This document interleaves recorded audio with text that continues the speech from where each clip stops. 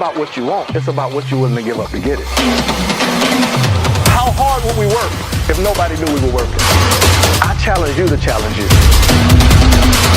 What would we do if nobody knew we were doing it?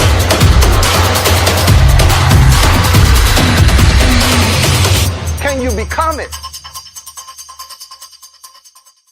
Winners, we're about to go into a leadership teaching I recently did on leadership, using the greatest leader to ever walk the planet, Jesus. Check out this clip, share, and comment. Let me know your thoughts. Hope you enjoy. What makes grown men close down an entrepreneurial enterprise to follow a man that says, follow me and I'll make you fishers of men? Wow. Here's the secret in it. Here's the leadership secret. He says, follow me, I'll make you. He never talks about what they'll do for him, but he shares the vision of, follow me and I'll make you. Yes, sir. Because leadership is inviting people on a journey to discover themselves while they follow you. Wow. Woo! Leadership is inviting people on a journey to discover themselves while they follow you. And if you let people follow you without discovering themselves, they'll copy you. And if they copy you too long, then they'll be envious of you. They'll eventually see themselves in light of seeing you and want your position. Because they followed you, but you didn't make them. Uh-huh. And they're looking for a place to be you rather than being them. The only place they see themselves shining is in the place that you're at, because they followed you, but you didn't make them. He invited them on a journey to discover themselves while they followed him. Yes, sir. That's what leadership is. Amen. So he says to them, follow me, and I'll make you. That I realize that the journey that I'm taking with him, it is not about him. And if your vision starts, begins, and ends with how you can make yourself better, nobody's excited about dropping what they're doing to come and help you do what you're doing. Come on, preacher. Call a person right now and ask them to help you move. I can't wait to never call you back. Oh, I got to go. I'll call you back. Never. Every person has that person in their phone that when they call you, look and say, no, what they want. Follow me, and I will make you. Fishers of men is what he told them. He had to use that wording. Why? Because they were already fishing. What he's inviting them to do is what they're already doing on the next level. Come on, come on. That is what leadership is. Follow me on an invitation to discover what you're doing, but let me help you do it on another level. Follow me and I'll make you fishers of men. You've been fishing for people. And the job ends when you catch the fish. But when you become fishers of men, you never get tired because the job never ends. You have an investment into people. You now have human capital.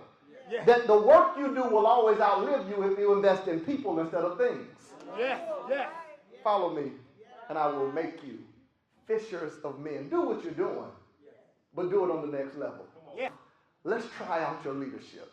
Because every good leader must care about what you care about. If I am not empathetic and I don't have the heart of the people, then why am I serving you? I'm a doctor who's prescribing things to patients I've never seen.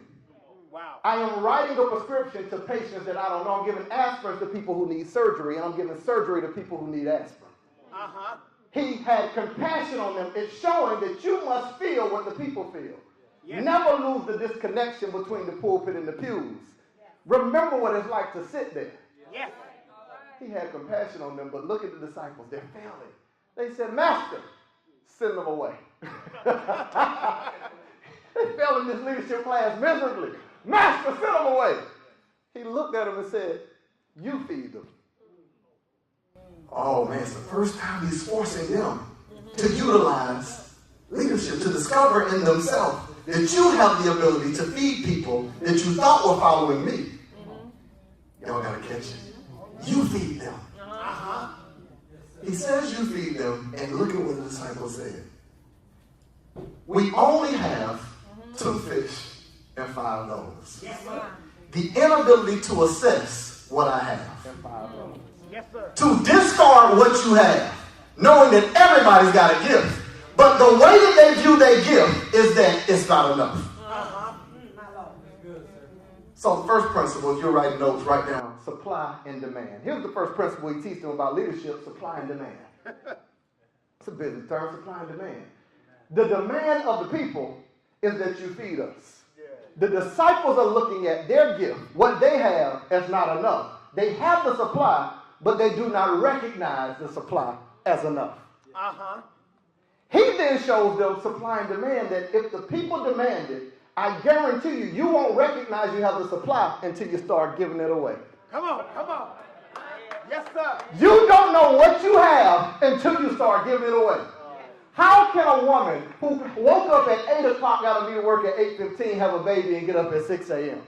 You don't know. Like, how could she adjust her whole life and now be able to meet the needs of a child and a husband when she couldn't meet her own?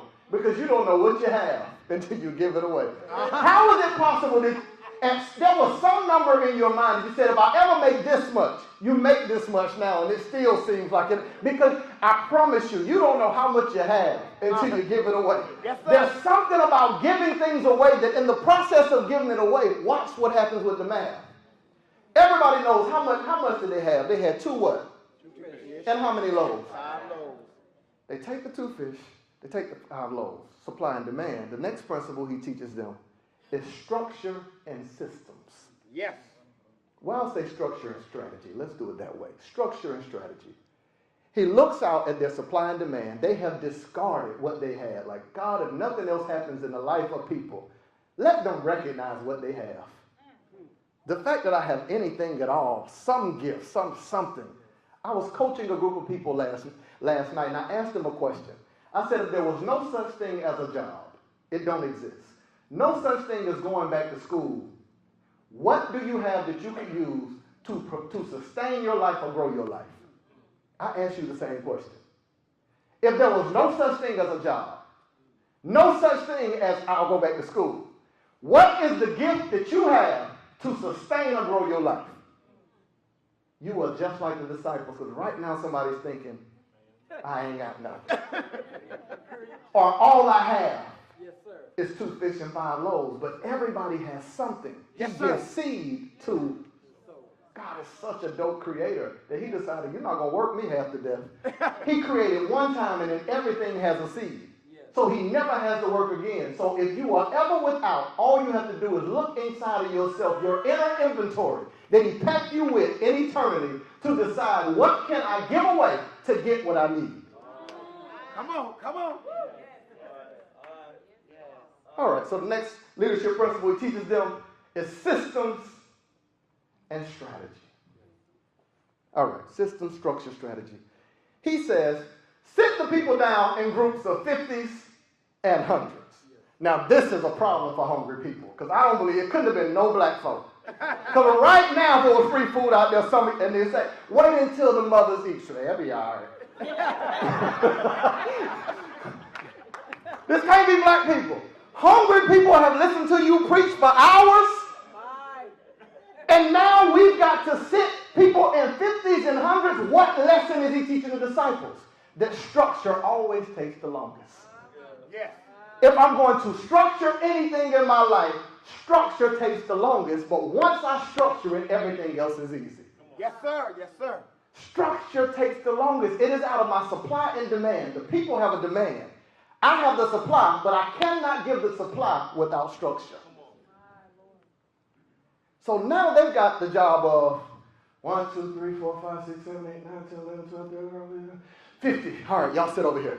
1, 2, 3, 4, 5, 6, 7, 8, 9, 10, 11, 12, 13, 50. Y'all sit over here. All right, put them in 100. I'm tired. You do it. 1, 2, 3, 4, 5, 6, 7, 8, 9, 10, 11. They've got to sit 5,000 men, not to mention women and children, in groups of 50 and 100, and they all hungry. They are engaged in leadership to carry the burden of nagging people. Come on. Come on. Yes, sir. Knowing that this is going to take a long time to build this structure. Yes, sir. Yes, sir. But once we set the system in place, everything else is easy. They're looking and setting people in groups of 50s and 100s. Now, how much did they have? 2. Fish, 5 loaves. But he takes what they have after showing them how to set system and a strategy to feed them. And he takes it, he blesses it, he breaks it, and that's when we lose count. It is in him giving it away that we no longer have 2 fish and 5 loaves. We have no clue how much we have. And how much did they have when he gave it away? Nobody knows. Because whenever you figure out your supply and demand and set a system, a structure, and a strategy, and give it away, you lose count. Come on. How many gifts do I have? I don't know until I give it away. Yes. Okay, y'all think I'm tripping. Let me use somebody you know. Bishop T.D. Jakes, okay, you preach. But if you use and give away the gift of preaching, oh, you can do TV shows, you can do books. Oh, you can put on conferences. How did I know I can do it? Because I gave the one gift away. Yes. Yes. And it is in giving it away, identifying my supply and giving it away, I lose count. Come on. Yes, sir. Yes, sir. Somebody's missing this. Yes. Let me use my own life. I thought I didn't have a gift.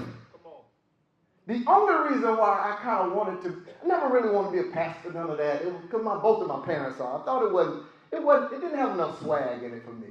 You know, and I started watching. The only reason I kind of wanted to, because I noticed that they could eat for free after church, they could sit in church and drink water. Nobody else could drink water and juice. The usher will stop you at the door and say, hey, you can't bring that in here. But if you sit on front with the pastor, you're like, man, if I do that, I can have something to drink in church. And I'm a kid. I'm falling asleep in church and my throat is dry. I'm like, oh, well, I'll be ordained if I can drink in church. I was just like, all right. So we're looking at it, right? You're giving it away, giving it away, giving it away. The last thing I want to teach you in Matthew 14 with the feeding of 5,000, point number 3, if you write it down, is I don't want to use this curse word in church, but I have to. He teaches them loyalty.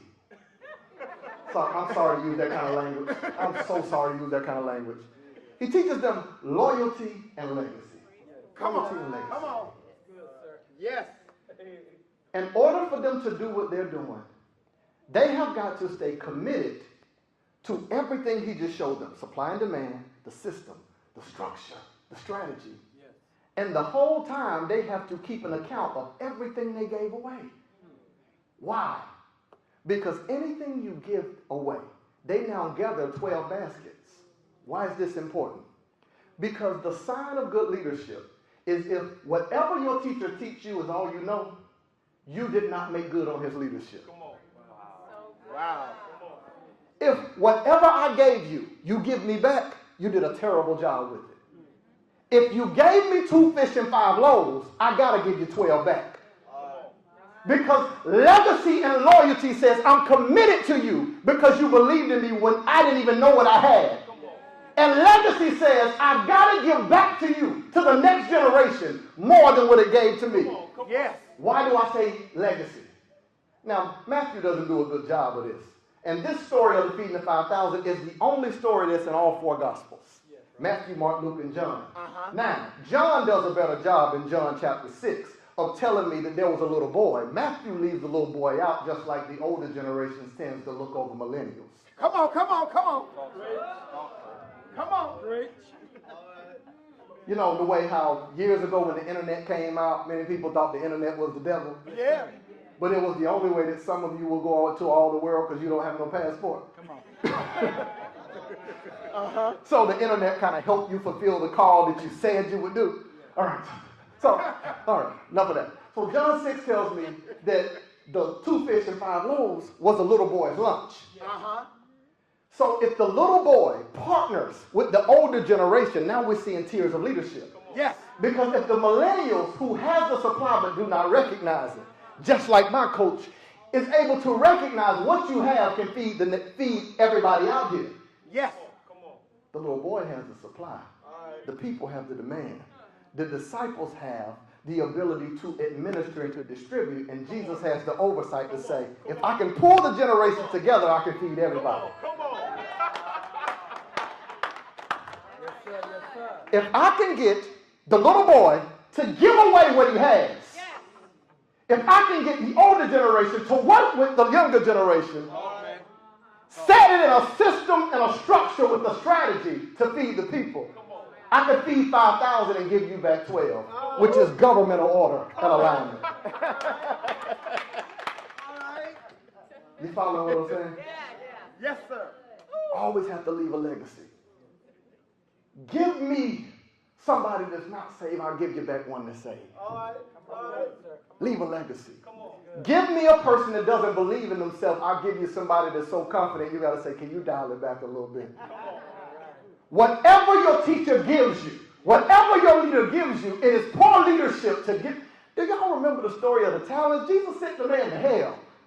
He cast him into gnashing of teeth. The man with one talent who buried him, he basically told him, go to hell. That's what he told him. How could you banish this man to hell when you never told him to increase? He gave them all different talents and leaves. Comes back and demands for them to give him an increase, and he never told them to increase. Because something in you should tell you that the method of God is whatever he gives you, increase it. Come on. I got to say it again. Whatever he gives you, Increase. whatever he gives you. We have time for just a small clip of a 1-hour training I did on leadership. We have so much more to share with you. If you're in the South Florida area, in 2019, I'll be coming to South Florida once a month doing Epic Nights. You heard it right, Epic Nights. So connect with me, share. If you got family members there, we'd love to connect with you and see what we can do together. See you soon.